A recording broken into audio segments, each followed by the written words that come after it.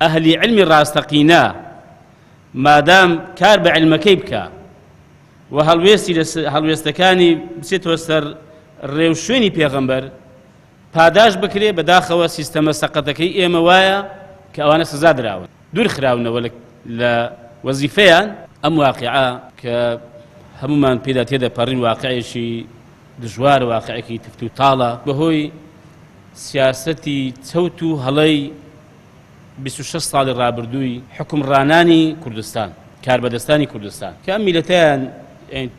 تووشی کۆمەڵێک نەهامەتی و بەدبەختی و ماڵوێرانی و